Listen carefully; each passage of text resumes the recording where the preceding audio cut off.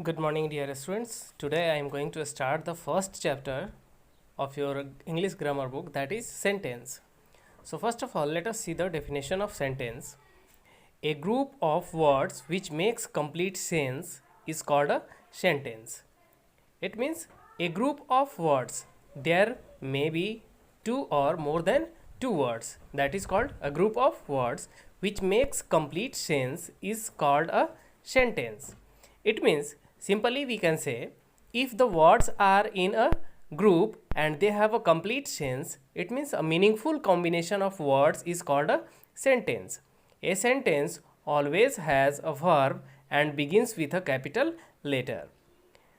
It is very important to know that any sentence, if we are starting any sentence, that sentence will start with a capital letter, and each and every sentences always have a verb. Example, Meena has a pet kitten. Here you can see Meena has a pet kitten. Meena, the first letter of Meena is M and it is capital.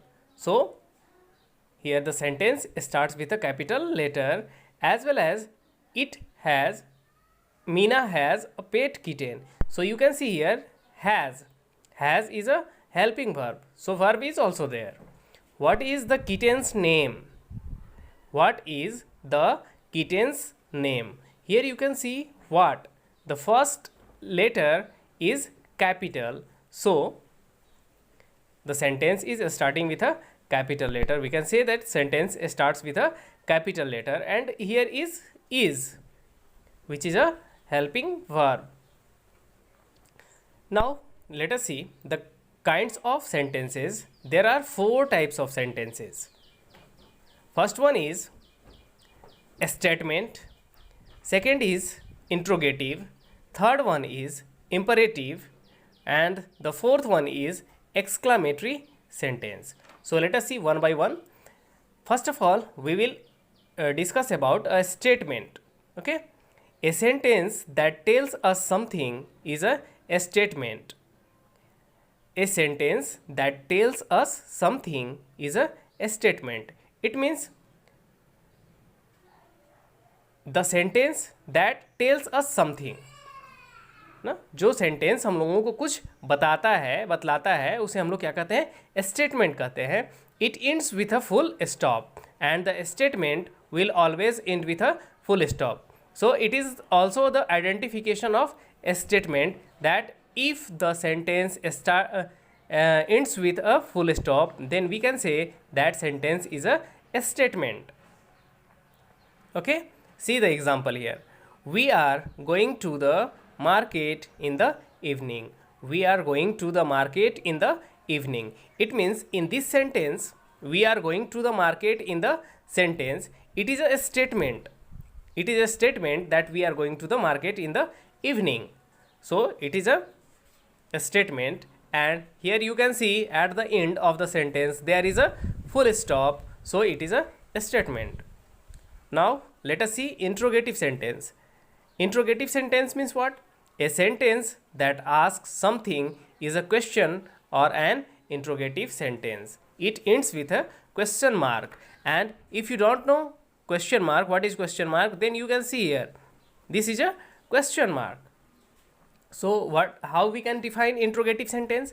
A sentence which is used to ask question is called an interrogative sentence. Here you can see, where are you going tomorrow? Where are you going tomorrow? This is the sentence which is used to ask the question that where are you going tomorrow. So we can say that it is a interrogative sentence, and here at the end you can see there is a question mark. So if the sentence ends with a question mark, then we can say that the sentence is an interrogative sentence. Now let us see the third type, that is imperative sentence. A sentence that gives a command or makes a request is an imperative sentence. It usually ends with a full stop. So what we can say? A sentence that gives a command or makes a request is an imperative sentence. So we can say that a sentence which is used to give a command or make a request is an imperative sentence. It usually ends with a full stop. Here we can see the first sentence was a statement. First type of sentence was a statement, and it also ends with a full stop, as well as the third type, that is imperative sentence, it also ends with a full stop. So there should not be any type of confusion between a statement and a imperative sentence, because it is used to express a statement or tell something, but imperative sentence is used to give a command or make a request. See the example: go to the first floor. Go to the first floor. Here you can see that it is being ordered to a boy or girl, that may be any person, to go to the first floor. Darpan, please pack your suitcase for the trip. Here you can see Darpan, please pack your suitcase for the trip. It is being commanded to Darpan to pack the suitcase for the trip. These are the imperative sentences. Now let us see the fourth type, that is exclamatory sentence. A sentence that expresses a sudden or a strong feeling is an exclamatory sentence. It ends with an exclamation mark. What is written here? A sentence that expresses a sudden or a strong feeling is an exclamatory sentence. No? So to express the sudden feeling or emotion, no, we use exclamatory sentence. It ends with an exclamation mark. Now see exclamation mark. This is exclamation mark. Okay.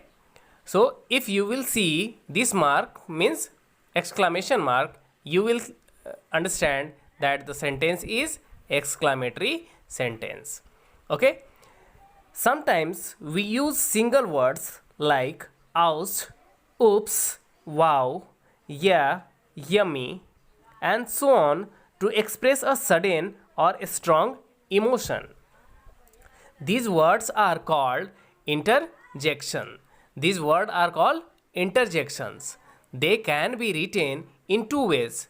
They can stand alone followed by an exclamation mark, or they can be used with a comma as part of a longer sentence. These words ouch, oops, wow, yeah, yummy, and so on, these are the words which can be used single, no? Or this can be used along with a longer sentence. So if you will see, wow, that is a pretty painting. Here you can see wow. After it there is a exclamation mark. So we can say this is a exclamatory sentence. Wow, that is a pretty painting. Here you can see wow. After that it is a comma, that is a pretty painting. But at the end of the sentence you can see there is exclamation mark. So we can say that it is a exclamatory sentence.